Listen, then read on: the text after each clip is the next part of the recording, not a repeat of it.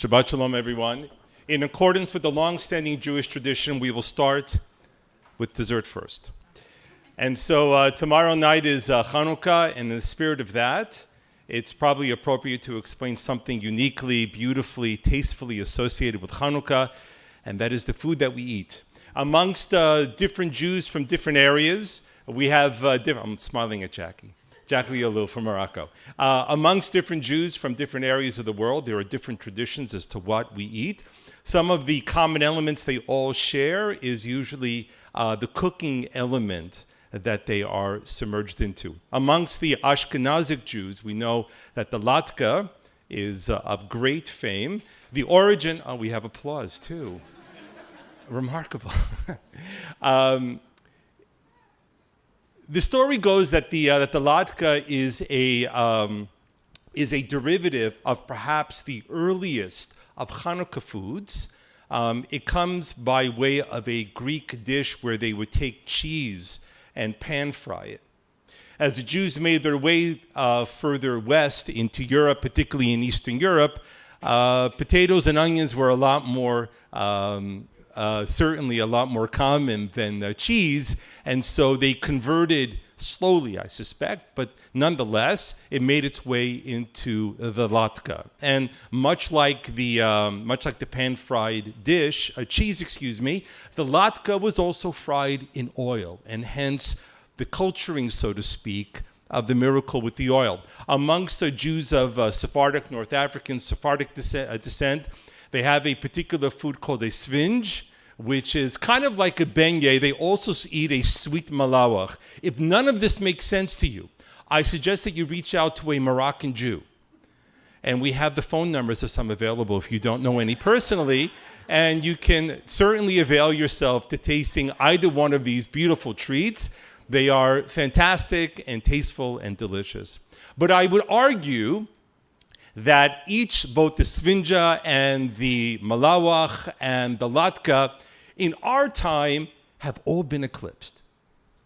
And they've been eclipsed by the perfect storm on an historical, political level of what now is, well, if you happen to read any Israeli newspapers, you will know that roughly a week before Hanukkah, they all come out with their respective lists of the 10 best places to buy sufganiyot donuts in Israel. And we have more applause. I had no idea that this was going to happen on Shabbat morning like this. And the emergence of the sufganiyah on an historical level is breathtaking because it is taking place in a very short period of time. So the question is, where does the sufganiyah come from? The earliest ideas we have about the donut becoming the sufganiyah and its association with Hanukkah begins in the 1930s. That's how short a window this is. And by and large, if you would ask Jews today what is the most recognizable associated food with Hanukkah, I think the sufganiyah might in fact come out first, maybe quickly followed by a latke or a svinge, depending on where you come from. But certainly the sufganiyah is kind of it's the lingua franca of the Hanukkah world. And so the story of the sufganiyah emerges with the mass emigration of German Jews. Many went to North America, many went to what was to be Israel.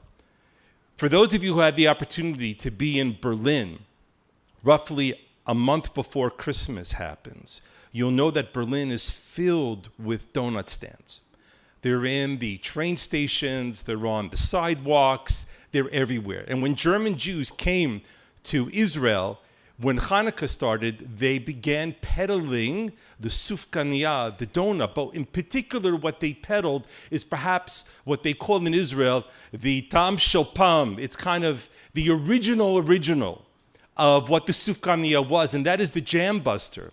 In Berlin, it's called a Berliner.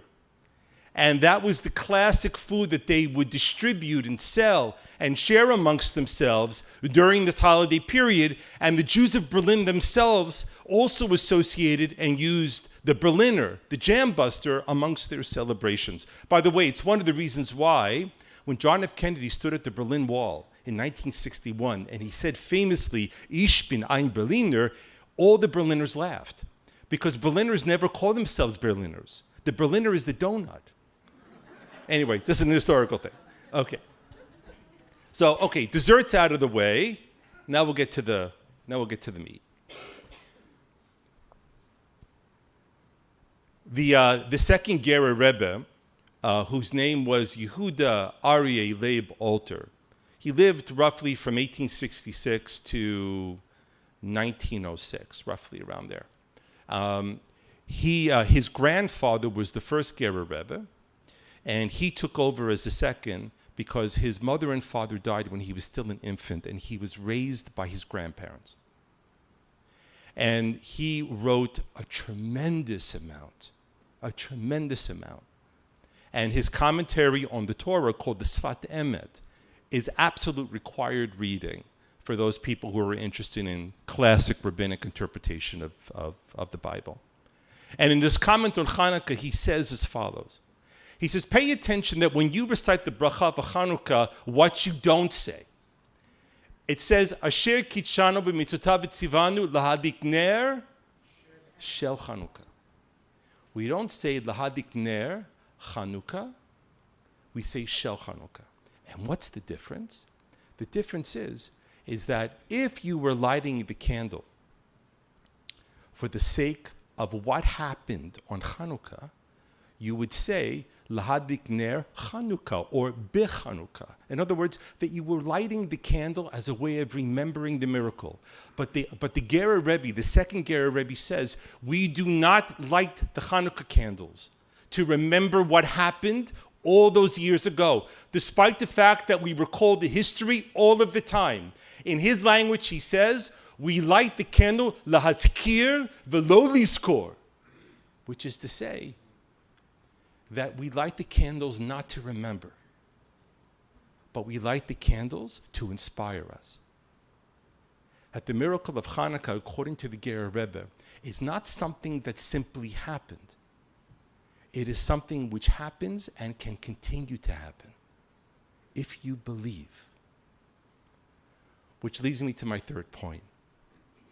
And that is the ink that has been spilt amongst rabbis and historians over exactly what the miracle of Hanukkah is seemingly endless. The debates as to whether or not it is the miracle of the oil or the military victory or something else.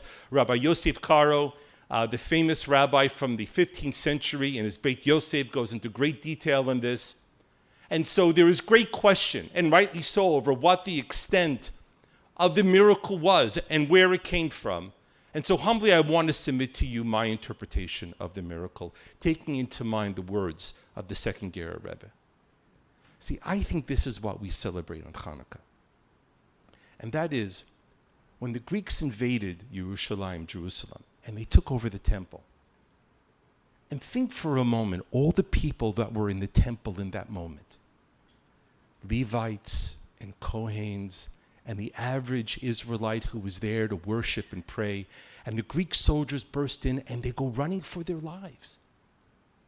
And there is blood and there is violence everywhere, and people are running to wherever they can to collect their things, their families, and run wherever they can go.